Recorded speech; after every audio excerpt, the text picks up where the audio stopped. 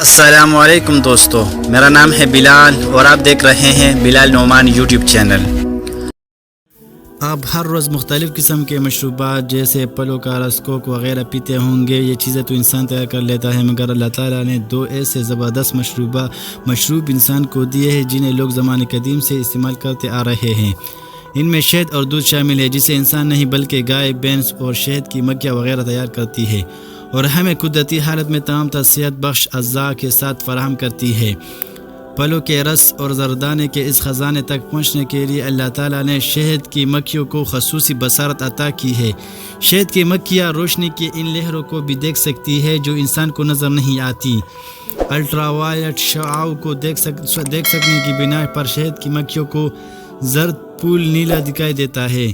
اسی سبب سے شہد کی مکھیوں کو پھول کے اوپر وہ خصوصی اشارے یا نشانات نظر آتے ہیں جو پھول کے اوپر اڑنے کے دوران شہد کی مکھیوں کی اس طرح رہنمائی کرتے ہیں، جس طرح ہوائی اڈہ کے سگنلز لینڈنگ کے وقت ہواباز کی رہنمائی کرتے ہیں کہ انہیں کہاں اترنا ہے اور پھر کس طرف جا کے ٹھہرنا ہے۔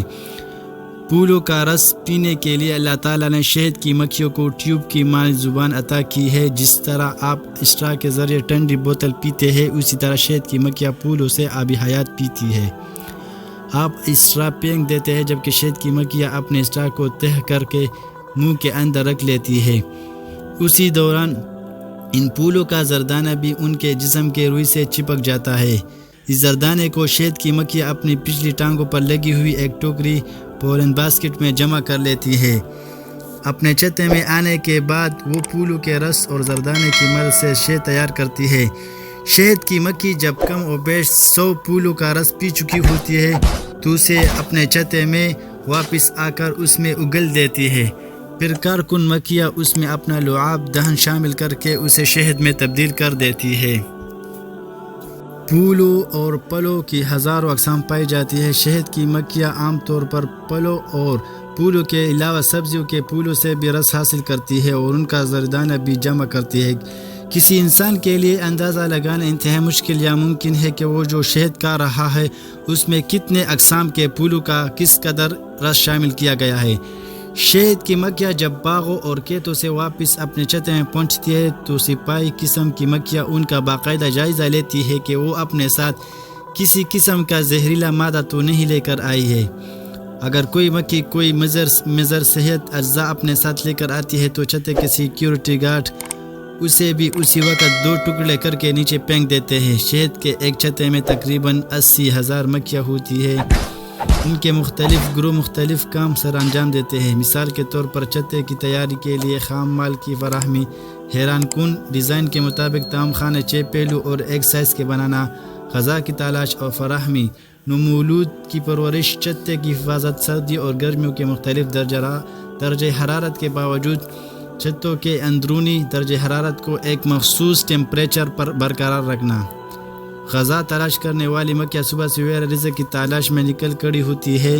پہلی مکھی کو جیسے خوراک کا ذخیرہ نظر آتا ہے تو وہ تیزی سے اپنے چھتے کے قریب آتی ہے اور ایک خاص قسم کا رقص شروع کر دیتی ہے۔ مکھی کے اس رقص کے ذریعے تمام مکھیاں سمجھ جاتی ہے کہ غذا کا ذخیرہ کس سمت میں موجود ہے اور یہ جگہ چھتے سے کتنے فاصلے پر واقع ہے۔ اس مواصلاتی رقص کی بھی مختلف قسمیں ہوتی ہیں۔ جب شہد کی مکھی مختصر گول دائرے میں گھومتی ہے تو اس کا مطلب ہوتا ہے کہ غذا کا ذخیرہ کئی قریب موجود ہے۔ اس اشارے میں سمت کا اندازہ نہیں ہوتا، اس لیے مکھیاں مختلف سمت میں پھیل جاتی ہے۔ شہد کی مکھی ایک مخصوص انداز سے گھومتی ہے تو اس کا مطلب یہ ہوتا ہے کہ غذا کا ذخیرہ چھتے سے اتنے زاویے پر واقع ہے۔ ماہرین نے تحقیقات کے بعد معلوم کیا ہے کہ اس مخصوص مواصلاتی نظام میں حرکت کرتے ہوئے شہد کی مکھی ایک گول دائرہ بناتی ہے اور پھر اس دائرہ کو ایک مخصوص زاویے سے کاٹتی ہے۔ دائرے کو کاٹنے کا عمل ہر مرتبہ زمین کی کش شکل کے خلاف ہوتا ہے۔ اسی کی مدد سے باقی شہد کی مکھیاں یہ حساب لگاتی ہے کہ غذا کا ذخیرہ چھتے اور سورج سے کتنے زاویے پر کس سمت میں کتنی دور موجود ہے۔ شہد کی مکھیوں کے رابطے کے لیے ان کے سر پر لگے 2 اینٹینے بھی مرکزی کردار ادا کرتے ہیں۔ شہد کی مکھی سونگھنے کی حیران کن صلاحیت رکھتی ہے۔ سیب کی خوشبو تو یہ تقریباً 2 میل دور سے ہی بآسانی سونگھ سکتی ہے۔ شہد کی مکھی کے آنکھیں بھی قدرت کا انوکھا شاہکار ہے۔ انسانی آنکھ میں 2 عدسے ہوتے ہیں، جبکہ شہد کی مکھی کی 2 آنکھوں میں سے ہر آنکھ میں 6000 عدسے موجود ہوتے ہیں، یعنی اس کی دونوں آنکھوں میں اللہ تعالیٰ نے مجموعی طور پر 12000 عدسے پیدا کیے ہیں۔ انہی کی مدد سے شہد کی مکھی بے شمار زاویوں میں دیکھ سکتی ہے۔ اگر آپ لوگ کو یہ ویڈیو اچھا لگا تو اسے لائک کیجئے۔ Thanks for watching this video. خدا حافظ۔